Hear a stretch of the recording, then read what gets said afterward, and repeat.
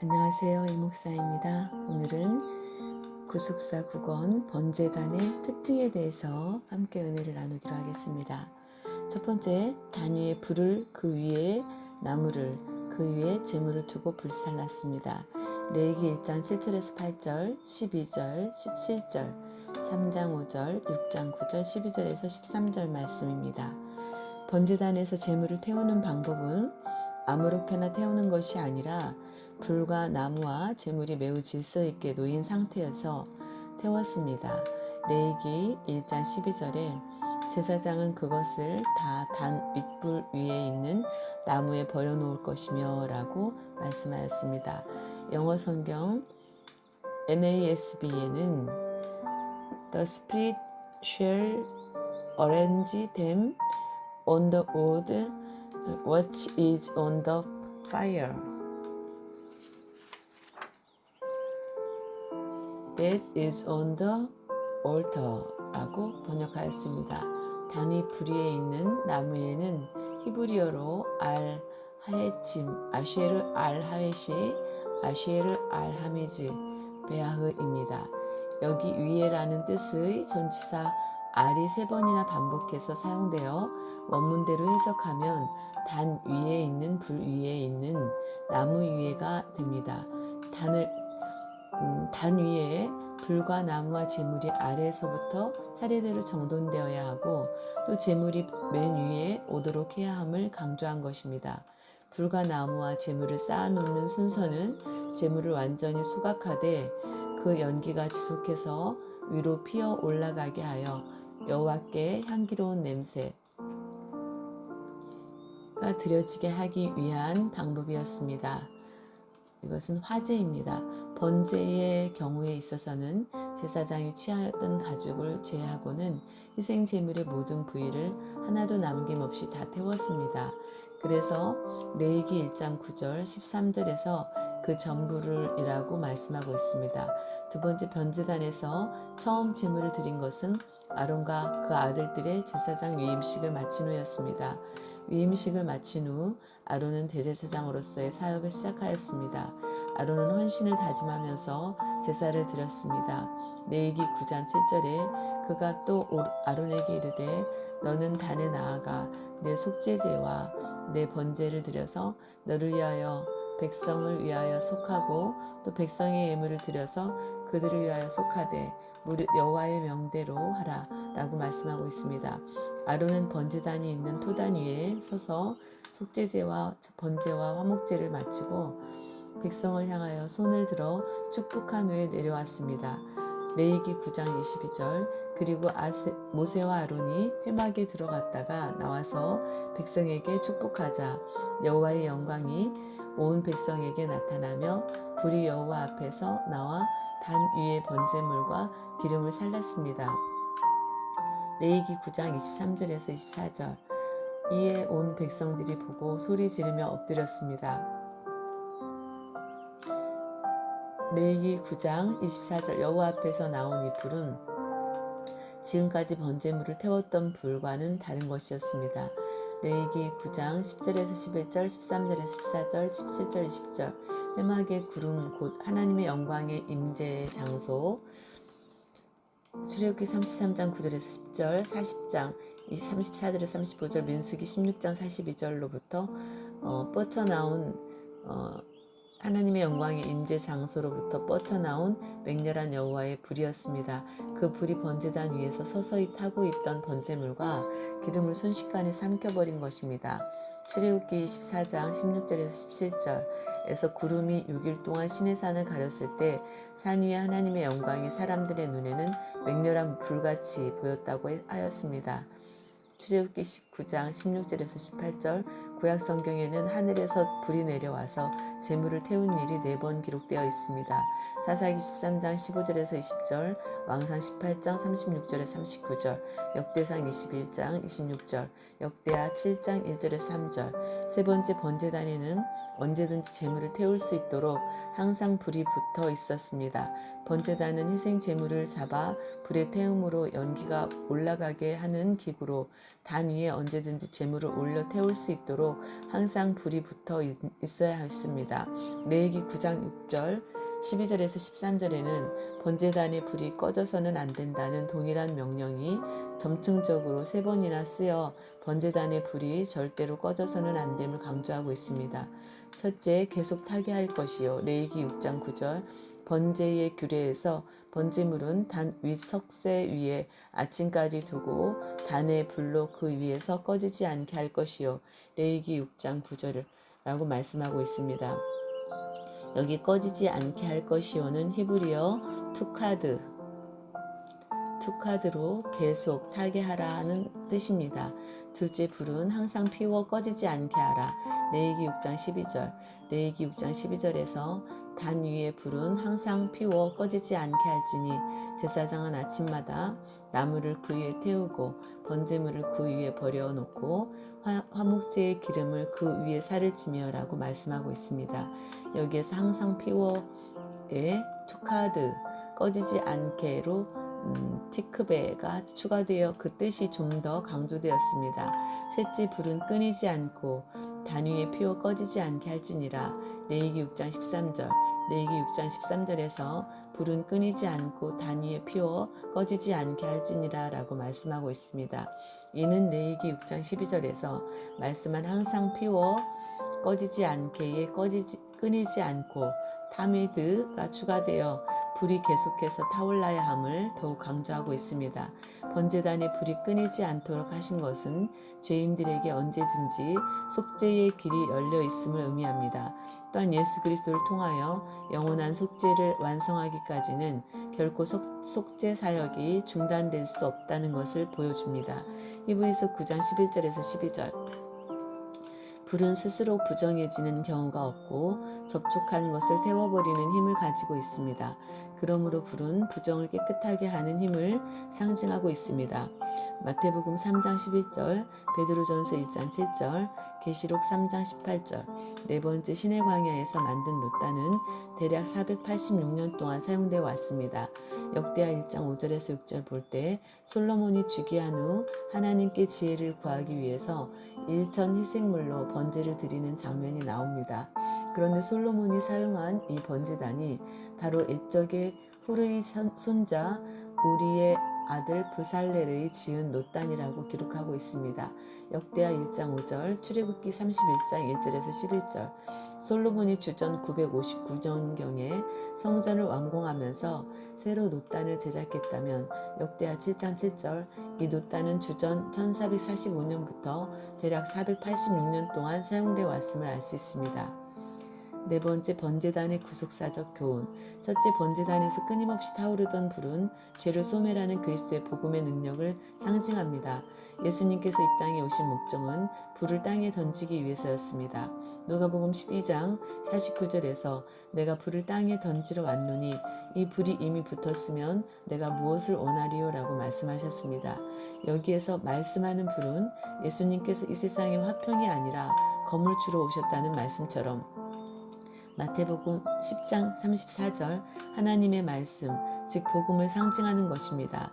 에레미야 5장 14절, 23장 29절, 에베소서 6장 17절, 히브리서 4장 12절, 베드로후서 3장 7절 불이 붙었다는 것은 예수님께서 말씀을 전하심으로 심판과 구원의 역사가 이루어져 나가는 것을 의미합니다.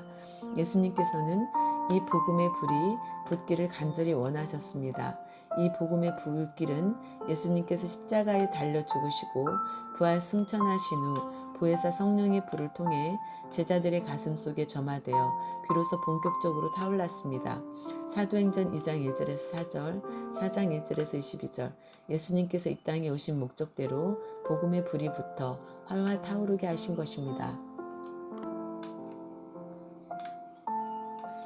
번제단에서 끊임없이 타오르던 불은 죄를 소멸하는 그리스도의 복음의 능력을 나타냅니다. 로마서 6장 23절에서 말씀하고 있듯이 죄의 삭은 사망이므로 야고보서 1장 15절 죄의 소멸은 곧 사망의 종결입니다. 구약 때의 제사로는 죄와 사망이 종결되지 못하였으나 히브리서 9장 9절, 10장 1절, 4절, 11절 예수 그리스도를 통해 그 길이 열렸습니다. 디모데후서 1장 10절에 이제는 우리 구주 그리스도 예수의 나타나심으로 말미암아 나타났으니 저는 사망을 패하시고 복음으로써 생명과 썩지 아니할 것을 드러내신지라 라고 말씀하고 있습니다. 복음으로써 생명과 썩지 아니할 것을 드러내신 예수 그리스도께서 이제 죄를 사하시고 사망을 영원히 멸하시어 완전한 하나님의 나라를 이루시기 위해 자기를 바라는 자들에게 죄와 상관없이 다시 임하실 것입니다. 둘째, 번제단에서 수많은 제물이 희생된 것은 예수님께서 십자가에서 희생 제물이 되어 이루실 영원한 속죄를 예표합니다. 번제단에서 희생 제물을 드릴 때 제물의 피를 여호와 앞 곧 성소 장 앞에 7번 뿌린 후 피를 단 사면에 뿌리고 뿔에 바르면 남은 피는 모두 번제단 아래 쏟았습니다. 레위기서 1장 5절, 11절, 3장 2절, 8절, 13절, 4장 6절에서 7절, 17절에서 18절. 특히 비둘기를 제물로 드릴 때에는 제물의 피를 단 곁에 흘리거나 레위기 1장 15절 단 곁에 뿌리고 남은 피를 단 밑에 흘렸습니다. 레위기 5장 9절. 그래서 놋 번제단은 피로 물들지 않은 곳이 없었습니다. 놋 번제단이 피로 물들고 그 피가 땅을 적시듯이 예수님께서는 골고다의 높은 십자가에 달려 머리부터 발끝까지 온통 피로 물드셨고 그 피는 십자가 나무를 적시고 골고다 언덕을 붉게 물들였습니다. 이스라엘 백성이 자신들의 죄를 속하기 위하여 드린 희생 제물은 번제단 위에서 하나도 남김없이 완전히 태워져서 없어져 버렸습니다. 그 속죄는 일시적인 속죄였습니다. 그러나 예수 그리스도께서는 우리를 위한 영원한 속죄 제물 어린 양이십니다. 요한복음 1장 29절, 고린도전서 5장 7절, 에베소서 1장 7절, 히브리서 9장 12절에서 15절.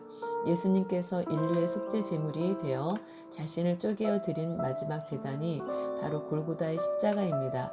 사도 요한은 그곳을 가리켜 예수의 못 박히신 곳이라 했습니다. 요한복음 19장 17절에서 20절. 거기서 행하신 예수님의 속죄는 영원한 속죄입니다. 히브리서 9장 12절에서 염소와 송아지의 피로 아니하고 오직 자기 피로 영원한 속죄를 이루사라고 말씀하고 있습니다. 셋째, 번제단의 내 모서리의 뿔은 동서남북 내 방향을 향하여 나갈 구속 복음의 권세를 상징합니다. 예수 그리스도의 속죄 효력은 동서남북 사방의 모든 사람에게 미치는 우주적인 것입니다. 로마서 1장 16절에서 복음은 모든 믿는 자에게 구원을 주시는 하나님의 능력이라고 말씀하고 있으며 로마서 10장 12절에서 주께서 모든 사람의 주가 되사 저를 부르는 모든 사람에게 부여하시도다 라고 말씀하고 있으며 로마서 3장 22절에서 곧 예수 그리스도를 믿음으로 말미암아 모든 믿는 자에게 미치는 하나님의 의인이 차별이 없느니라 라고 말씀하고 있습니다. 그러므로 우리는 이 우주적인 복음을 가지고 전 세계에 나아가 전하여야 할 것입니다. 마태복음 28장 18절에서 20절, 사도행전 1장 8절. 넷째, 번제단을 운반할 때 자색 보자기를 사용한 것은 예수 그리스도의 왕권을 가리킵니다.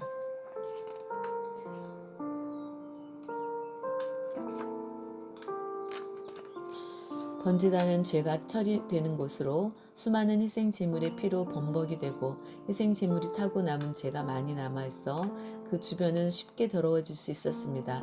그래서 번제단과 부속기구를 운반할 때 가장 먼저 단위의 죄를 처리하고 불 옮기는 그릇에 불씨를 옮겨야 했습니다. 민수기서 4장 13절. 그리고 뜨거운 번제단이 식고 난 후에 자색 보자기를 그 위에 펴고 민수기 4장 13절. 번제단과 관련된 모든 기구를 그 위에 두었습니다. 민수기 4장 14절. 그리고 해달의 가죽 덮개를 덮고 채를 꿰어 이동하였습니다. 민수기 4장 14절. 자색은 왕이 입는 옷의 색으로 왕이 사는 궁궐에도 자색을 많이 사용하였습니다. 아가서 3장 10절, 다니엘서 5장 29절. 짐승들이 사람들의 죄를 전가받고 죽임을 당했던 번제단을 옮길 때 자색 보자기를 편 것은 예수님께서 십자가에 달리시기 직전에 입으셨던 자색 옷을 생각나게 합니다. 로마 군병들은 예수님을 사형수로 취급하며 희롱하기 위해 입고 있던 옷을 벗기고 자색 옷, 홍포를 입혔고 가시로 면류관을 엮어 그 머리에 씌웠습니다. 마태복음 27장 28절에서 29절, 마가복음 15장 17절에서 20절, 요한복음 19장 2절, 그리고 유대인의 왕이여 평안할지어다 라고 하며 예수께 침을 뱉고 갈대로 머리를 쳤습니다. 마태복음 27장 29절, 30절, 마가복음 15장 18절, 요한복음 19장 3절. 예수님께서는 이미 살점이 떨어져 나갈 만큼 수없이 잔혹하게 채찍질을 당해 피로 얼룩진 몸을 가누지 못하고 비틀거리셨습니다. 마태복음 27장 26절, 마가복음 15장 15절, 요한복음 19장 1절. 머리에 가시면류관을 쓰신 채 칼날같이 날카로운 갈대로 맞으시고 머리에서는 너무 많이는 피가 쏟아져서 눈을 뜰 수가 없으셨습니다. 마태복음 27장 29절에서 30절, 마가복음 15장 17절에서 19절. 예수님께서 가시면류관을 쓰고 자색 옷을 입고 빌라도의 관정 밖으로 결박되신 채로 끌려 나오셨을 때는 요한복음 19장 4절에서 5절, 머리에서부터 발끝까지 성한 곳이 없이 피로 범벅이 되시어 차마 눈뜨고 볼 수 없을 만큼 참혹한 지경이었습니다. 예수님의 모습은 그야말로 나는 벌레요 사람이 아니라 했던 구약의 예언 그대로였습니다. 시편 22편 6절, 38장 3절에서 5절, 이사야 52장 14절. 군병들은 희롱을 다한 후에 다시 홍포를 벗기고 도로 그의 옷을 입혀 십자가에 못 박으려고 끌고 나갔습니다. 마태복음 27장 31절, 마가복음 15장 20절. 예수님께서는 우리 죄인들에게 의의 옷을 입히시기 위해서 벌거벗기우셨고 온몸은 찢기셨고 입으신 옷이 피로 물들었던 것입니다. 로마서 4장 25절, 5장 9절, 고린도후서 5장 21절, 갈라디아서 2장 16절, 베드로전서 2장 24절. 십자가에서 죽으시는 최후의 순간까지 인류 구속을 위하여 하나님의 뜻에 온전히 복종하신 온전한 제물이셨습니다. 빌립보서 2장 8절. 그러나 예수님께서는 마침내 생명의 부활로 사망 권세를 깨뜨리셨고 만왕의 왕 만주의 주로서 하늘에 있는 자들과 땅에 있는 자들과 땅 아래에 있는 자들로 모든 무릎을 그 이름에 꿇게 하셨습니다. 빌립보서 2장 9절에서 10절. 우리는 주님의 십자가 앞에 설 때 비로소 내 자신의 자아가 죽어 없어지지 않고는 결코 살아있는 참된 예배를 드릴 수 없다는 사실을 깨닫게 됩니다. 인간의 모든 정욕과 죄와 허물을 예수 그리스도와 함께 십자가에 못 박아 죽이지 않고서는 결코 살아계신 하나님 앞에 나아갈 수 없습니다. 갈라디아서 2장 20절, 5장 24절. 예수님께서 친히 하나님께 드려지는 제물이 되셨듯이 성도 역시 하나님께 드려지는 제물이 되는 길은 십자가밖에 없습니다. 로마서 12장 1절에서 그러므로 형제들아 내가 하나님의 모든 자비하심으로 너희를 권하노니 너희 몸을 하나님이 기뻐하시는 거룩한 산 제사로 드리라. 이는 너희의 드릴 영적 예배니라 라고 말씀하고 있습니다. 제물은 죽어야 비로소 참제물이 됩니다. 제물은 말이 없습니다. 이처럼 하나님의 뜻이라면 즐거이 희생하고 전적으로 순종하는 성도들이야말로 하나님께서 기뻐하시는 거룩한 산 제물입니다. 오늘은 번제단의 특징에 대해서 함께 은혜를 나누었습니다. 이 목사였습니다.